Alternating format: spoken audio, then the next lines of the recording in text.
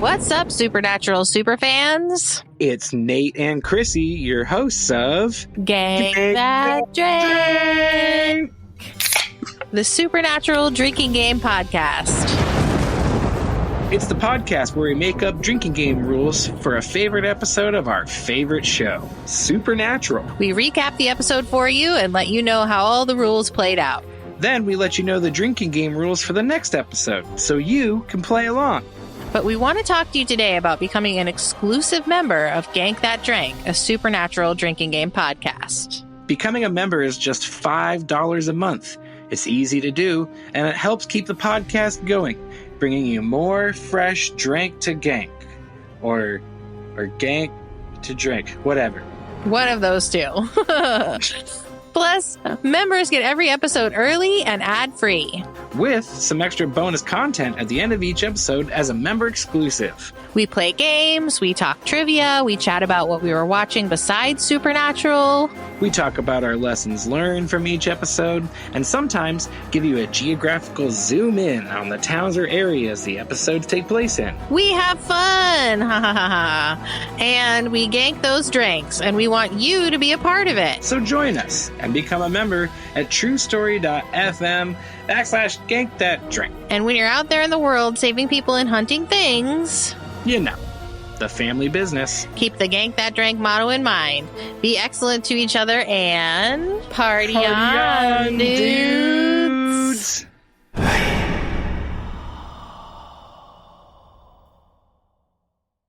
Before we dive in, here's another show you can enjoy in the True Story FM family of entertainment podcasts. Ever wonder where the devil got his horns? How about those cloven hooves? Or that pitchfork? Wasn't he an angel? No, he was a snake. No, he's the great red dragon. No, he's the beast. He's the prince of this world. Prince of darkness. Well, he's the prince of dark. Good morning, star lovelies. One of my names is Lester Ryan Clark. And I sometimes go by Keenan Diaz. And we're the hosts of the brand new podcast, The Devil's Details. What comes to mind when I say Lucifer? How about Satan? What about just the devil? How did the big bad of the Western world end up with so many faces? Join us as we dig up, decipher, and deconstruct the devil's many forms throughout history. Take a guided tour with Dante through the 9 circles of hell. Or revisit Satan's angsty bad boy years in Paradise Lost. Learn the ins and outs of a Faustian contract. Easier than a 1099, but with a hell of a lot more fine print. Slither on over to The Devil's Details on True Story FM and join us in the diabolic discussion. Love and hisses. Mwah! Didn't Al Pacino play him in a movie? Are you sure that wasn't Robert De I Niro? could have sworn it was Tim Curry. That was Elizabeth Didn't Hurley. he go down to Georgia at some point?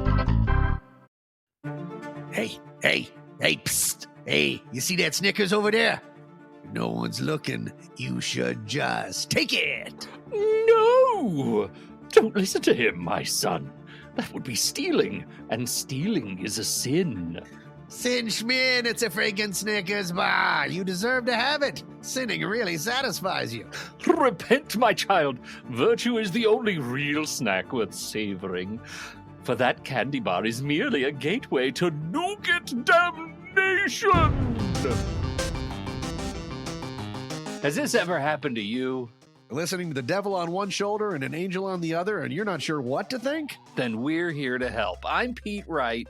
And I'm Tommy Metz III, and this season on All the Feelings, we're examining the 7 deadly sins. You know, the fun ones. And the 7 heavenly virtues. Which are also a thing. Through personal stories, historical oddities, and way too much embarrassment, we take you on a thrilling journey through all the goods and the bads you hear about in church. But without all that pesky church stuff. So come join us for All the Feelings Season 9, a sometimes funny podcast about being human. All the sins, all the virtues. All in one place. Go to allthefeelings.fun to learn more, or subscribe to All the Feelings wherever you get your podcasts. Game over. Hello, and welcome to Gank That Drank.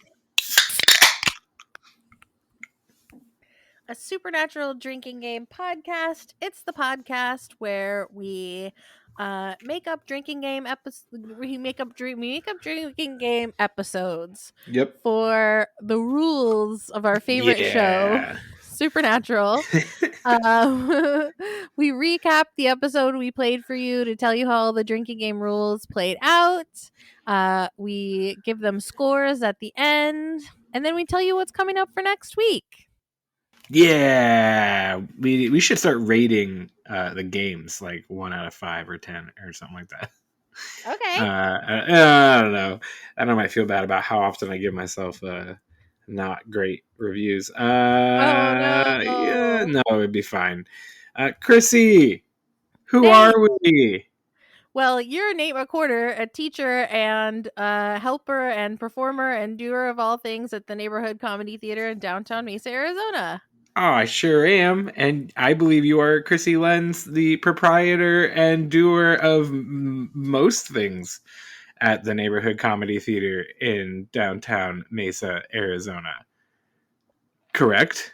Correct. And together we are the Gank That Drank team. Good. We've identified ourselves because I've been watching some season 8 of X-Files where you really got to make sure that people aren't alien bounty hunters trying to get you.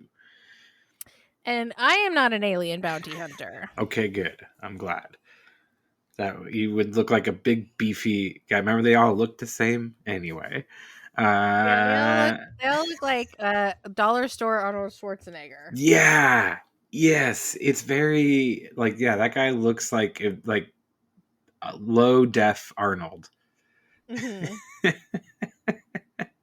But good what for does that low guy. def mean? Yeah, exactly. I mean, it's like Arnold. If you were watching like an Arnold movie, but it was like blurry, and you're like, "Is that Arnold?" That him? But like, he doesn't talk the whole time, so you really don't know. But we'll save that for our X-Files drinking game podcast. Coming soon to a podcast jam near you. Yeah. This is our supernatural drinking game podcast, and we only do Kim Manners properties. Yes, that's all. True.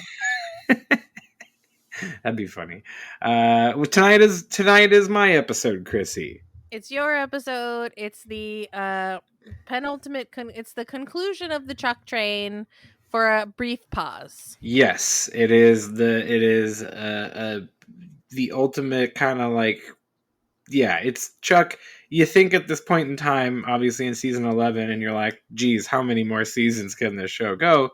That perhaps it is the end of Chuck. Obviously, we know it will not be now in the year 2025, but at this point in time, you're thinking maybe the Chuck storyline, the God storyline, is dead post this episode, and we'll all have free will, and Earth is fine. Earth will be fine, and we'll get to that. But yes, it is season 11, episode 23, Alpha and Omega, aired May 25th, 2016, written by Andrew Dabb, and directed by Phil Sgrigrisha. I never pronounced that one right.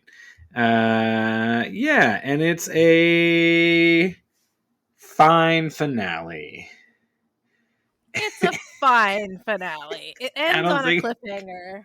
Yeah, it ends on a cliffhanger that leads into a season that I'm not a particular fan of most of at least the story arc of. We'll see. Yeah, if we ever talk about it as a Men of Letters, this particular Men of Letters iteration is just, oof. But it is. I don't know if it's like. I don't think like I said this in our last episode when we. Yes, Sophie. Sophie said so too. She thinks as well. That I don't think it's in the pantheon of amazing supernatural finales. Yeah, I agree. I think it is merely fine. I don't think there's any moment in it that you're like, oh my gosh, it's like super duper heartbreaking or super duper like heartwarming or super, or even really all that surprising. Right. Everything kind of just goes the way you think it's gonna go. We'll get into it. It's kind of a letdown too, because they spend so much time building this bomb that never goes off. So. Then just never, it becomes a non-factor immediately. It is like big improv denial of a device, of an actual literal device and figurative storytelling device. Mm-hmm. Because you just anyway, we'll get into it. What are the rules, Krissy? I'm the one who knows the rules. What are the rules? All right. We are playing Anytime, which really just happens once, but it's a few times at once. It really say Milady, because I think it's just funny. I like it. We're drinking when they drink, and I think I definitely I missed a few. I'm pretty sure. Well, there was we'll talk about it at the end, but there was a Yeah. lot of times where they had drinks in their hand, but they weren't drinking them. Yeah, and I meant to just count all those, and then I think I forgot to count them as we went along, or at least several of them. Anytime Crowley takes like a jab at Sam, or kind of like teases him, calls him a dumb name, or whatever. Take a drink for Dean's impression of Rowena. Love it. Take a drink. And I think, given how the rest of these rules play out, you're probably good just with drinks on this. Anytime they say the word souls. I'm certain that I did not get it right. Probably impossible to have. So we'll see. And I even watched with the closed captions on. Yeah, I actually didn't, and I probably should have. And I got a lot of them, but we'll see. We'll see what the numbers are. We're taking a shot for haggis. Or finish your drink. It's your multiplier, whatever. Haggis. And then I also, at the end, we'll talk about, there's 3 rules that I really should have put in here and I didn't. Take a drink for anytime we got a Ghostbusters joke. Or like, they kind of make big Ghostbusters jokes.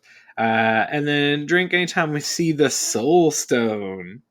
The Soul Stone. Yeah. And then finally take a drink when Chuck and Amara are finally united in solidarity together at last. Yes.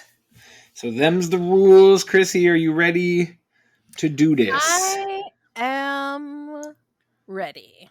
Okay, cold open. No thens. We're picking up right where we left off, where Amara straight up kicked their ass, kicked everyone's ass, and dipped. Chuck is dying on the floor. Sam kind of comes up to him to try to help him out, and Dean goes to check on Cass, who he thinks is Lucifer, but it's not Lucifer because she zapped him away. And look, guess what? It's Cass. Amara's so nice. She's such a benevolent, super powerful thing, which I'm not even sure if she is. We'll get into that. And yeah, so we're like, yay, okay, Cass is back. Rowena comes in and she says, so that was a gun in your pocket. Hilarious. And Crowley comes in and the whole gang is in there and they're like, oh shoot, it didn't work. Yeah, all the plans. It didn't work. That's the theme of this season is, oh geez, our plans didn't work. Didn't work. Rowena asked, anybody been outside?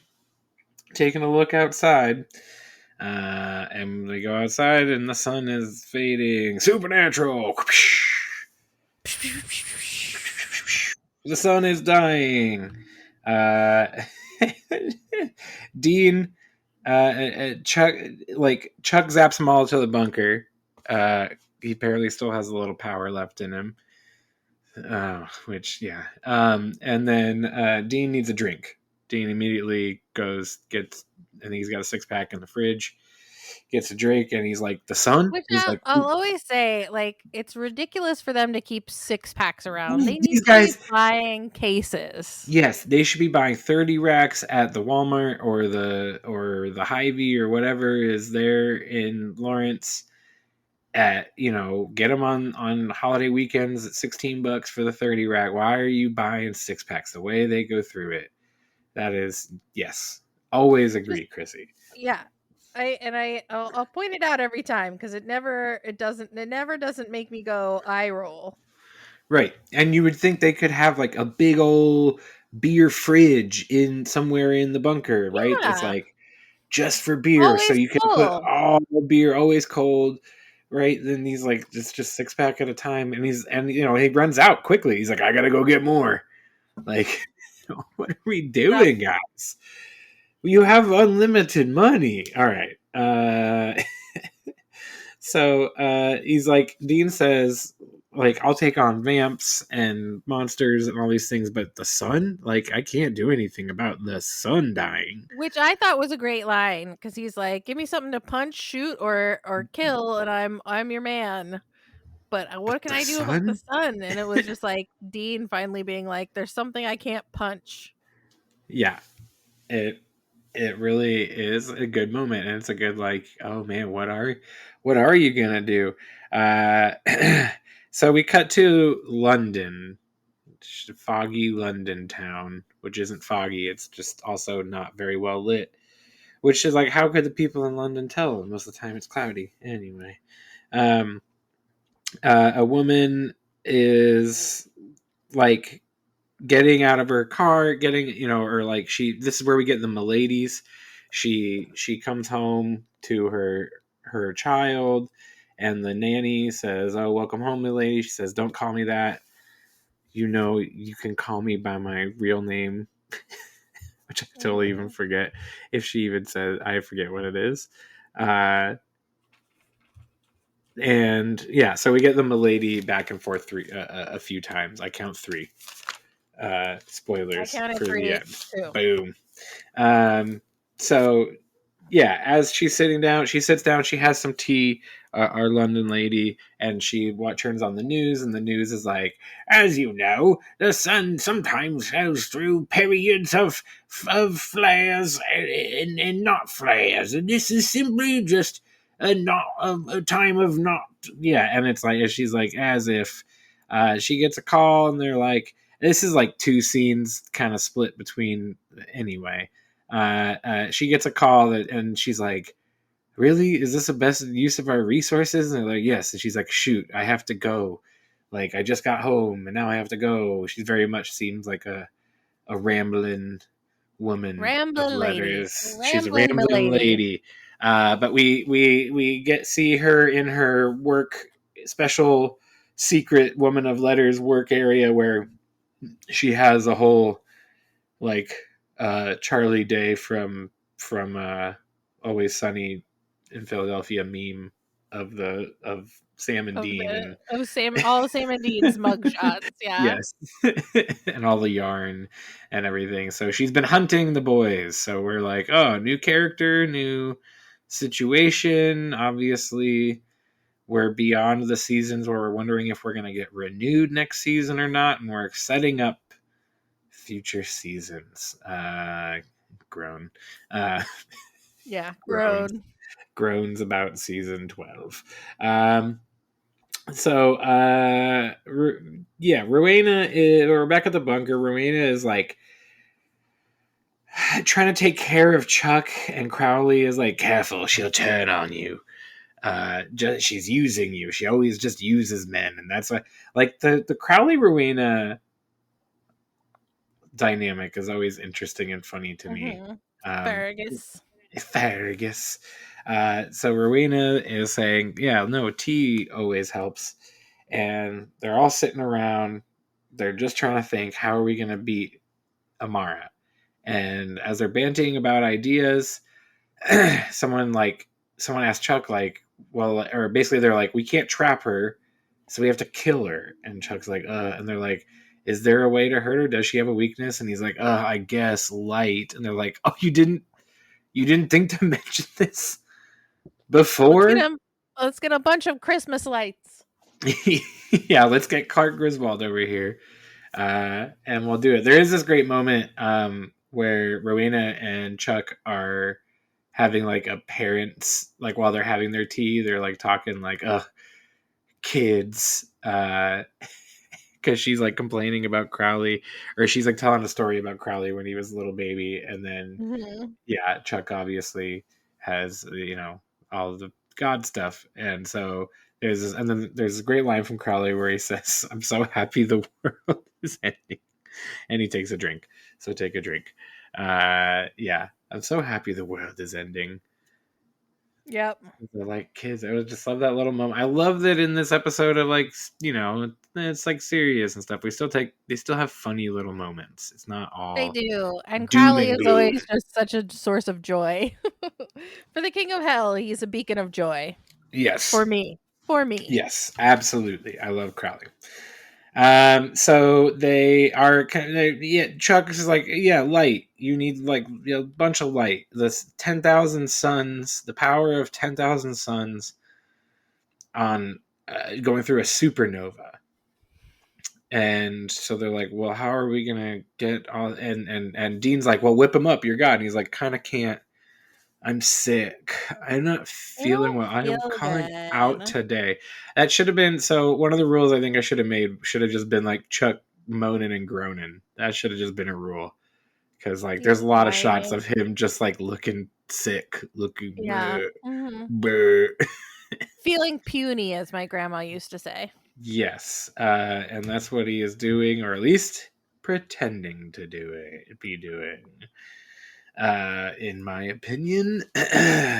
So we have also if we can, yes, so we have this great BM scene between Dean and Cass when Dean goes out to get more beer.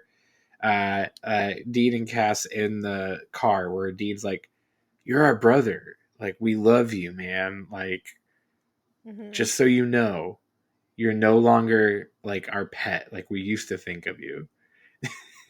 You've elevated to full human status. And we missed you when you were Lucifer. Yeah, we missed you. And I'm not mad at you anymore like I was at the beginning of this season. Yeah. So good little BM scene there. And the gang, they came up with the plan, finally, once we got more beer in us.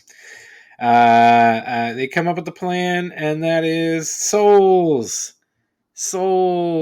Because they're like, Rowena, is there anything in the Book of the Damned? So, and this is where we just get souls a bunch of times, as they're being said. Many times. Cass is the one who comes up with it. He goes, what about souls? They're just like pure energy. How many suns are in a soul?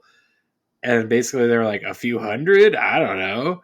Like Chuck did some real rough God math. It was like, I don't know, a couple hundred suns per soul ish. So they're like, okay, how do we get we don't get an Ocean's 11 sequence like we did in the last episode. But like Crowley, you go to hell, Cass, you go to heaven, get some souls, and both are a no-go eventually. The angels just want to close up shop, and hell was raided already. Lovely demons. But the boys come up with a plan to get like, which in comparison to heaven and hell is got to be like a minuscule amount of souls compared to what everyone else was planning to bring back. They're going to go to Waverly Hills, a sanatorium. So like, it is very kind of fun in this, in this very myth, obviously, finale, wrapping up a season episode. Everything's about Amara and God. We do get like a little bit of a monster of the week, like a mini monster of the week, and like a vintage supernatural moment in this Waverly Hills. Like, we're just going to go piss off all these ghosts, bring them to a room, zap them into the soul stone, because we're waiting to build a bomb with all the souls. If you get me enough souls. And so they're planning on putting all these souls into this little bomb. The boys go to Waverly Hills. We get a fun scene where they're swinging tire irons. BTW, our bonus content for tonight for our members is going to be what haunted places have we been to and what haunted places are still on our bucket list. Boom. Yeah. So they go, and then this is where we get the Dean doing Rowena impression, because he says, "Oh, just get the blimey ghosts." Like he does. It's very funny. It is. Take a drink and say the magic word. So that's another one that I should have just made instead of. I mean, the haggis one is good, but I should have made them saying magic word a rule, because it happens like 4 times. All in all, but so we get the fun little ghost busting scene, which they also say, all right, let's bust some ghosts. And as they're leaving from their ghost busting, we get a shot of Billy the Reaper. Billy the Reaper. Bam! I watch a show about just Billy the Reaper. Like, I would watch that show. Would I you would too. not? I I would watch totally Billy the would. Reaper. Billy the Reaper, like, she's like a detective or something else. Like, on that she just does something else, but she's also a Reaper. I don't know. I'd watch it. Did you I think ever see a show about Grim Reapers? I think it was called Dead Like Me. And it was like if a certain amount of people who died had to become Grim Reapers. So you had to go they had to go touch someone before they died to reap their soul. no. Oh, it was really good. Oh, I've never heard of this. I think it was called Dead Like Me. Okay. Dead like me. Anyway, sorry. Anyway, no, that's fine. Hey, I have something to look up. So yeah, as the boys get back to the bunker and they've got their souls and they're all proud of themselves, but everyone else came freaking short. They all of a sudden the bunker goes red, and in comes Billy, and the boys are like, Billy, and Rowena's like, who's Billy? And Billy's like, oh, I saw you guys were busting some ghosts. Take a drink. Take a drink. At Waverly Hills. Was wondering what's up, seeing as that, I'm about to be reaping God himself very soon. Yeah, that's a good line. It's a great line. And they're like, oh, here's what we're doing. We're getting these souls and putting them into a bomb to take out the darkness. And Billy's like, okay, well, if you need souls, you should have called a Reaper. She's just so cool. She's one of the coolest characters in this show, and I think underutilized. That's all I'm saying. I think very underutilized, but very cool character. And then when she becomes Death, that's like even better. Yeah. It's super cool. So Billy is like, okay, well, I'll get you your souls. Before we get to see that scene, we cut to Amara. Amara is in some park in London, and she's basically like feeling bad about hurting Chuck, feeling remorse, and then also realizing that this place is kind of beautiful. And she has a conversation with flowers and feeding birds. She's killing all the flowers and killing all the things. And this old lady is like, "You so pretty, you dressed up for the park, but it's at least you made an effort." And she's like, just talking about life, and Amara thinks it's the most quaint, like, beautiful thing. It is a. I like. Reminds me of that scene in Barbie. Yes, Barbie's sitting on the bench with the old woman, and she's like, "You're beautiful," and the old lady's like, "I know." Yeah. Yes, it very much was like that. It was. Yeah, it's like I don't know, really you're starting to humanize Amara quite a bit as like the gang is prepping to take a bomb to her, so they're really trying to like sow some interesting feelings here. So it's we have the souls. Rowena got him into Dean's chest. Dean, we get like basically now we get like a series of BM scenes. Dean saying goodbye to all the people. They are at Mary's grave, which is foreshadowing for the end of the episode. They're at Mary's grave, and Dean he's saying goodbye. He says goodbye to Cass. He says goodbye to Chuck, and basically. He says, all right, I want a huge funeral. I want Sabbath cover band. Gary Busey does the eulogy. I forget whether there's one more thing he said. I forget, but like Gary Busey does the eulogy. I'm like, what? Why is that what you would want? What? Yeah, where did that come from? We've never heard of Do not Gary know. Busey before. No, but it does. Okay. Random tangent, Krissy. There is a sandwich shop I don't even remember the name of it, but there's a sandwich shop somewhere in Mesa. It's like a chain, but it's not a big chain. Chiba Hut. Yeah, well, there is that. There is Chiba Hut, but there's a different sandwich shop. I know it's hard to believe. There's a Chiba, not Chiba Hut. There, it's like Surf City, I think, is what it's called. Not to give them a free plug, though their sandwich was quite good. But they have a sandwich, and the one that I got is the Johnny Utah. Is the name of one of their sandwiches? Is the Johnny Utah? And it's like it's like a California club or whatever. And I was like, okay, that's awesome. I was like, but you guys are really messing up. You have a Johnny Utah, but you really need to have a meatball sub and call it the Gary Busey. Yeah, Kip Pappas was his character's name. Pappas, okay. Well, yeah, that would be better. I think more people would buy it if it was called the Gary Busey. But I think, well, maybe you get the Pappas as one meatball sub, but if you get the Gary Busey, it's two meatball subs. Two meatball subs. I just had to bring that up since the Gary Busey thing. It's again, I don't get why Dean would want that though. No, I don't either. Okay, and then also while we're at the grave site, Mary comes from a family of hunters. Yeah. And then married a guy who then became a hunter. Yeah. Why?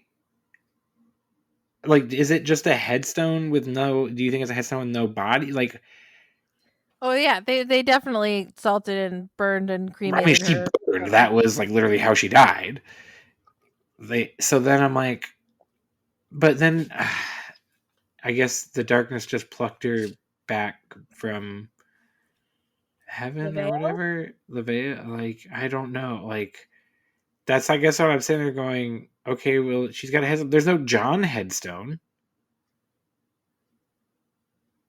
They didn't, like, put another headstone up for John, because otherwise they would have, like, showed both. Well, who would have done that? The boys would have had to do that.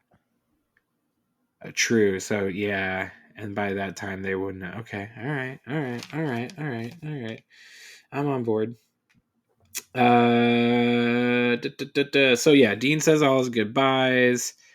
The one. This is good. I think they really thought this was going to hit a lot more than it does, and I think because there's so much they jam into this episode. But when Dean hands over the keys to Baby. Impala. To the Impala, and Jared does such a great job of, it's a real emotional thing, and like it's like literally the song Vincent Black Light in 1952, where he hands over the keys, says, "I have no further use for these," and it's a good moment, but I think that when writing it, I think it plays a lot better on paper than it ends up playing out. I like the part where he says no chick flick moments, and then Jared goes, "You love chick flicks," and he goes, "You're right," and then they hug. Yeah, that is a great moment. Yes, the no chick flicks, which of course is a repeated line, and then you love chick flicks, which is true. He does, and he loves all the bad TV and everything like that too. So, yeah, I mean, again, it's good, except that like, I don't feel like it still doesn't feel like there's a ton of stakes in comparison to some finales of previous seasons. Like, he's going to be fine. So this whole bomb in the chest thing just is like, okay, yeah. We also know he can't hurt her, which they've said over and over again, that he's unable to hurt her. And yeah, so whatever. Chuck zaps him to Amara, and he's in the little park where Amara was, and she's like, what do you basically like, how'd you get here? What are you doing here? And he's like, well, I decided that if you're going to take out everything I love and all the people I love, I might as well just become a part of you, or whatever it is that you want me to do. Oh, it's so creepy. Yeah. And she's like, "Oh yeah, you and that bomb in your chest." And he like stops. I'm like, "You gotta play it off, Dean. You gotta play it off." I'm like, "No, there's no bomb in my chest." She's like, "But I can taste it. I can taste the power coming off of you."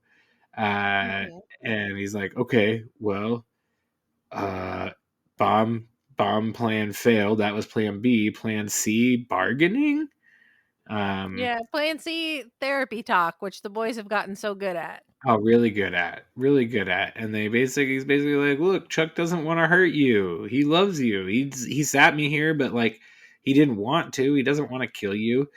He's your family. Like, he wants to be with you. So like, you guys got to figure this out." Meanwhile, the gang is waiting for the end of the world or for Dean to succeed at a pub called the Lazy Shag. The Lazy Shag! I loved it so much. And they pass a guy who has a sign that says the end of the world is here, and Crowley's like, he's not wrong. And he also says one little apocalypse, and they close up shop. Quitters. It flings open the doors. He says, "This round's on you, Moose. Take a drink." Also, we had a drink way earlier in the episode when he calls Sam Samantha. Yeah. That was a dig. So, boo, boo, boo, boo, boo. Yeah. We're in the Lazy Shack waiting. This is where we get like we get like Dean and Chuck talking. Yeah, there's like they keep cutting back and forth between Amara and Dean having their little talk about Chuck and you know how to move on, because she's like, he's like, the sun is dying. She's like, no, that's not me. God is the one dying. Like, he's the one dying, so the sun's going away, and with me, like with him goes me. So if he dies, I die too. And then this is where, Krissy, I think this is Chuck fuckery. Yeah, of course. I think Amara is straight, and I know later on she comes back, but I think she's straight up Chuck fuckery. I think this whole thing has been Chuck fuckery. I think he's playing it up. I think he planned on all of this to happen. I think he no sells it.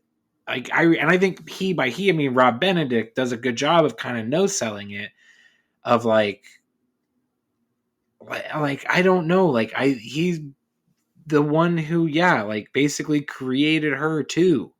Yeah. And so when she's like, yeah, if he dies, I also die. Like, there's nothingness. It's not darkness. It's nothing. Because without the light, or they keep saying you need the light with the dark, and so then that's why their plan is then to take out the darkness. If Chuck dies, but then if there's no God, there's no universe. Everything ceases to exist, according to Amara. Right. And so that's again where I'm just like, is this whole thing Chuck just messing with the boys? I think so. I think he's just messing with them boys. Ooh, it really just gets to me. Because I think that this is like there's no moment in the arc of Chuck that you can ever take as being sincere. It's like always manipulative God stuff all the time. Whew, or that's just me projecting my own feelings about stuff onto Chuck. Either way. So yeah, there's the talk between Sam and Chuck is kind of, just like an interesting, they talk, but I don't remember what they talk about, and I don't have it in my notes, but Sam turns around and Chuck is gone. And Amara has zapped Chuck to where they are, because she basically is like, I'm done talking to Dean. If this is true, I'm going to hear it from the man himself. And Chuck is like, of course, like, I love you. I loved you. I love you now. Like, and she's like, you locked me away. And he's like, well, you kept destroying things, but whatever, like, I don't care. I just want to be a family. I want to be together. And they hold hands and they unite, and the sun comes back, and everyone's like, yay, the world didn't end. Woo! And like, Dean did it. And of course that means that Sam is sad, because they don't know that Dean the bomb didn't go off. Also, Chuck takes the bomb out of Dean's chest. And then that's when Amara says, In the most anticlimactic thing Just ever, which is like this whole series of Chuck stuff has just been like, we have a plan, it's not gonna work. We have a plan, it's not gonna work. We have a plan, it's not gonna work. womp womp. Everything's like sad trombones. But that's kind of what you do when you introduce God as your villain. But not villain yet. He's not the villain yet. I guess like God's sister and like it is interesting. It is I don't know about interesting. Just the choices that get made. But I don't know what else you do. Like I think you wrote yourself into this. You got to write yourself out and yeah, they get them to go away and leave the boys alone for a couple seasons at least. So yeah, Amara says, Dean, I love you gave me something, so I'm going to give you something. And then I don't know how Dean, I guess they zap him back to the forest just outside of Mary's they grave. might as well zap him back. Yeah, zap him back. Before he zapped back, though, we cut to Sam and Cass coming into the bunker. We see, because there was like one brief scene earlier where the London lady lands in Kansas and she tells her driver, we're going to Lebanon, Kansas. And then we see drippy blood and she zaps Cass away because she's a woman of letters and she's pointing a little pistol at Sam, who can't get to his gun quick enough, and says, I'm Todd, I forget, I literally can't even remember her name, character's name. I don't remember it. Hold on, it's going to come to me. Not come, and by come to me, I mean, I'm going to scroll down the wiki. Lady Tony Bevel, thank you. Lady Tony Bevel of the Men of Letters London chapter, and we've been watching you sometime. Leviathan, Apocalypses.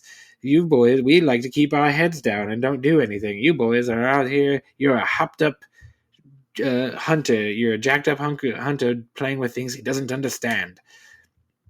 And he's like, Sam keeps getting closer, going, we both know you're not going to shoot me because I'm tall and handsome and you're not going to do that. Yeah, I'm the star of this fucking show. And then cut away and we don't see anything else. And that's when we get to Dean in the forest. Where am I? He has no idea where he is, no service. He hears help, and he runs up, and there is Mary Winchester, looking exactly like she did the day she died. The night she died. So, yeah. That's Alpha and Omega, baby. That is Alpha and Omega, Krissy. It is full of stuff that is both good and mediocre. And it's the Chuck of it all, I guess, is for me, like, because he's sitting there like, I'm so sick, I can't help except I can zap anyone around at any given time, and like, I just, like, he knew, again, I think it's all a ploy. I think it's all Chuck just messing with these little people, his little things. Yep. He got bored. Yeah, basically. I think so. Mm-hmm. So how did the rules play out, Krissy, for you? Okay. All right. Milady. 3 times, as we said. 3 times. Okay. Drink when they drink. I was being strict and only counting when they drank. I got 5. Wow. Okay. See, I told you I missed. I like just stopped paying attention, and I'm the one who made the rule. I only got 2, but I stopped paying attention. So I'm sure that you are correct in that 5, because I like also was like, damn, I really stopped counting drinks because I was taking copious notes. Yes, you needed copious notes. I got Crowley taking a jab at Sam twice.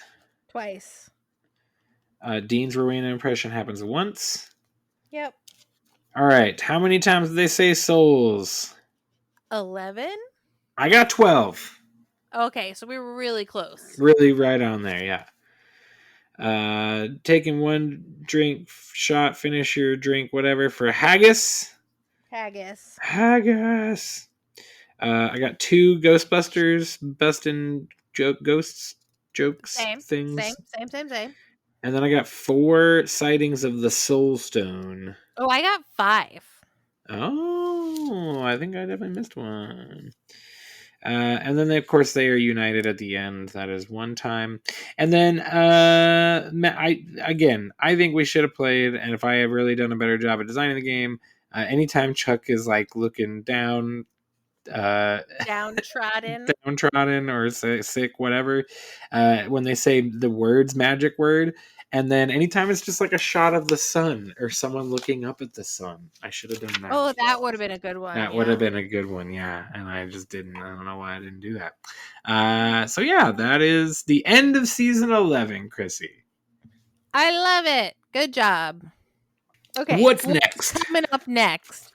For me, we're gonna stay in season 7. Okay. We're gonna scoot our boot 2 episodes after the last one I did to season 7, episode 5. Shut up, Dr. Phil. Nice. Okay. Here are the rules. Anytime someone dies, take a drink. Playing a classic. If Dean has bad dreams, take a drink for his bad dreams. If someone says, yeah, okay, take a drink. Take a drink for coins. Take a drink if Dean or Sammy snoop around. Take a shot or finish your drink or double drink or whatever your multiplier is when there is a Trump reference. Oh no. Boo. Take a drink for dead plants. Take a drink when Dean gets a pie. Take a drink if the boys get force pushed. And take a drink when Dawn kills a Leviathan. Or another shot. Another shot, finish your drink. Multiply it however you want. When Dawn kills a Leviathan. Or stuns, rather, I should say. Stuns a Leviathan.